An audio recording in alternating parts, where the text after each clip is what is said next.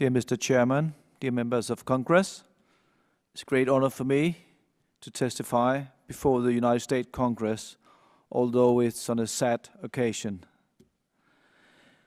You probably think of Denmark as a small and peaceful country, and basically that's also the way we think ourselves.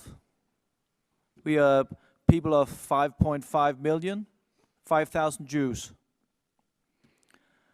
Only 2 years ago, October 2013, the Danish society celebrated the 70 years commemoration of the saving of the Danish Jewry from the Nazi onslaught. It was an amazing achievement of the Danish society to stand up, come together, and to save its Jewish minority.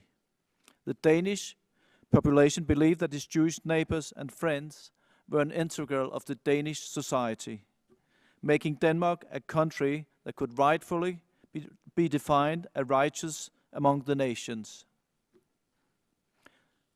On February the 15th this year, the Danish society once again came together.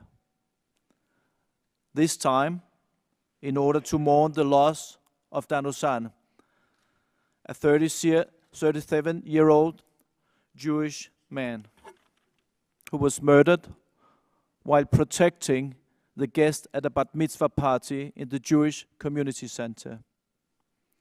Thousands of Danes came together in order to speak out against terror. While the community was in shock and despair, Danes showed again how much they care for the Jewish citizen. In the days following the attack, thousands of people showed their respect. They laid flowers in front of Copenhagen's synagogue.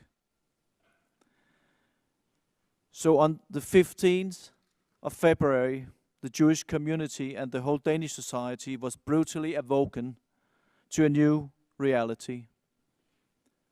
We had warned the authorities for years that such a day, an attack like this could happen on Danish soil. We had urged them to take warning signs seriously, while we, the Jewish community in parallel, took upon ourselves to safeguard our community. The terror attack against the Jewish community in Denmark did not occur in a vacuum. It did not happen in Copenhagen just by chance. It was, unfortunately, the culmination of years of growing anti-Semitism.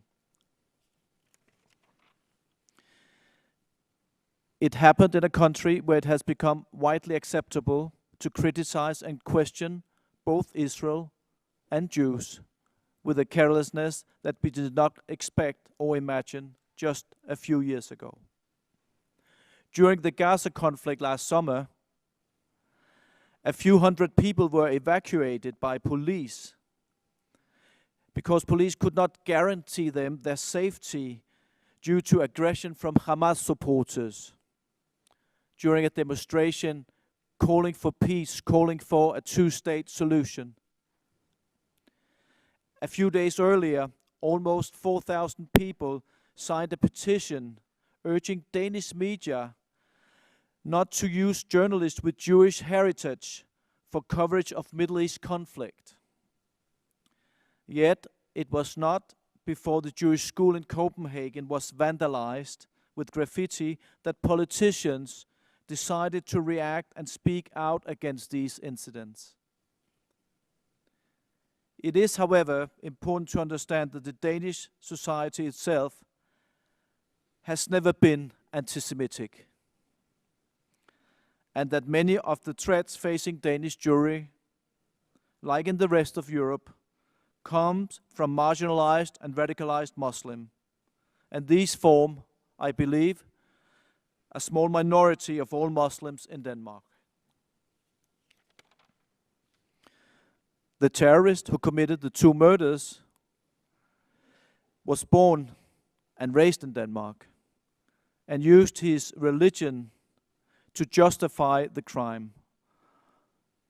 Unfortunately, it doesn't seem like he's alone with this view. That was demonstrated when more than 700 people participated in his funeral cheering at him. At this point, 4 people are jailed, accused of helping him. On the other end of the spectrum, we have witnessed how Muslim organizations spoke out against hatred and prejudices against their fellow citizen. We truly appreciate that expression of support, and we welcome any such initiatives. It's important for me to emphasize that we have good relations with moderate Muslim organizations. We work together on issues of common religious rights.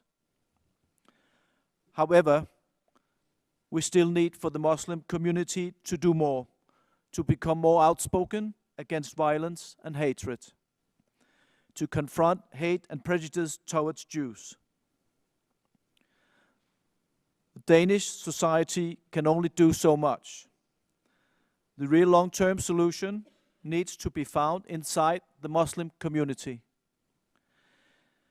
And we need them to take more responsibility in speaking out against anti-Semitism and against terror committed in the name of their religion.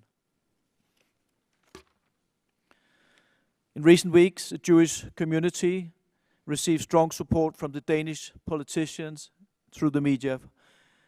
We believed it served as a wake-up call, and we expect that our problems will now be taken more seriously than in the past. Last week, Ira Forman visited Copenhagen.